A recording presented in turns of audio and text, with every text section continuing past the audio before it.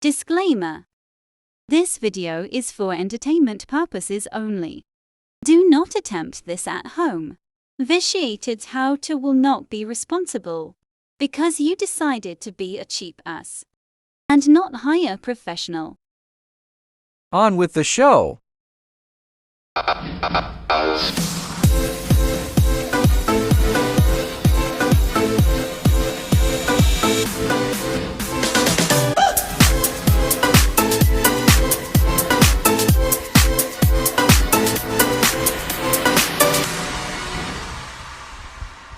Well, this is the start of a new adventure. What I have here is a Cobalt 45 by 24.5 by 63 high workbench. It says 48 by 36. They full of shit. It's not. I've measured it. Front to back. That way to this edge here is 24.5 inches. Period. Here to here is 45. The only way they get to add the other one is because of this. The stupid thing right here, it sticks out on that side. But the actual measurements, it is not. And the only thing I can think of how they get away with the 36 inches is because the drawers come out. And as you can see, it's POS.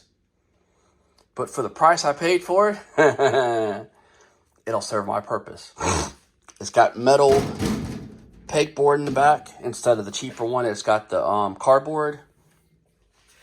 Though, you got to do some finagling because, I mean, it's really thin metal. But they say that this holds 1,100 pounds. Yeah, bullshit. Bullshit. But anyway, it'll serve for the laser that I'm using it for. Okay, so what I did ain't that big of a deal. You can see it is. We'll do a little bit of this. It's got this and that, and I mean, it's got some cool features and some cool things. But I made it my own way. I got what the hell was it? A 10-foot 2x6, I think it was, and I cut it to 4 inches. I needed the 4 inches because these are 4 inches. They are measured 4 inches. So, that's what I did. And as you can see, that's what I took care of. Because I wanted it mobile to where I can move it around anywhere I want. And I put 2 lag bolts, one in each board in the front, one in each board in the back. And I put the little casters that you can get at Lowe's too. And these lag bolts you can get there. They're not very long. I think like they're 1.5 inches long. But you got to use a drill bit to do a pilot hole first. Do a pilot hole smaller than whatever lag bolt you get. But you got to remember the thickness of that 2x is not 2. It's 1 3/4 or 1.5 inches because they're mill bullshit. And if you're going to cut it, you got to make sure that you take in consideration for this. And to put it in, I'm just going to go ahead and tell you now, it's a real pain in my ass. But you'll have to take either those 2 screws out or those 2 screws out. You might have to take both of them out in order to get the boards in. It just depends on how well you finagle it and how tightly cut you make it. It's not that big of a deal. I mean, it's a really nice cabinet for what it is, for the price I paid for it. I'm not complaining. I mean, it's really nice. It's going to serve its purpose. It comes in a box. Yeah, of course, it comes in a box. If you want them idiots to put it together, you better be able to figure out a way to put it on your truck, on the bed of your truck, because this thing is flimsy as hell. I did that.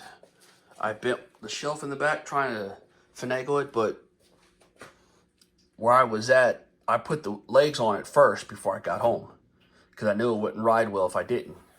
Because this is real thin metal. So you lay it on its side, it's going to get crinkly and wrinkle real bad. That's kind of the other reason. But overall, it's a badass little cabinet. I'm not promoting Cobalt. I just got a hell of a deal. And before everybody starts asking me what the hell the damn cabinet is, you can see it before I take it down, so I gotta be answering a million questions. Fuck. All right, move on. And this is the top that I have with it. It's kind of a half-ass butcher block that slow sells. It's compressed together the same way a butcher block is, but it's 1x4s, 1x2s, whatever they did, because you can see all the different little things across. So instead of spending $200 for this goofy little top here that came with the other one and me had to wait forever, I went ahead and got the one this came with. Was an MDF board. That was 5/8 or some shit. I don't even remember, but I think this is 3/4. It's going to serve its purpose. I might end up having to put melamine on top of it. Just depends on if the laser or not. Hell, I might even start engraving in this. Who knows? But that's the top for it that I put on. It's something extra. That's not the size of it. It's something, it comes bigger and longer. It comes wider and longer. I just cut it to this. If you do the same thing I did, here's a little tip for you. Do not use a skill saw. Use a jigsaw and flip it over. Whatever side you want facing up, you flip it over and you cut it with a jigsaw that way. You cut this the same way you would a melamine countertop. The exact same way. And I should have, could have, and I didn't, and my dumb ass, because I didn't, I split that. So there's that. It is what it is, and that's how it is. But they ain't gonna last that long, and it was free, so there we go.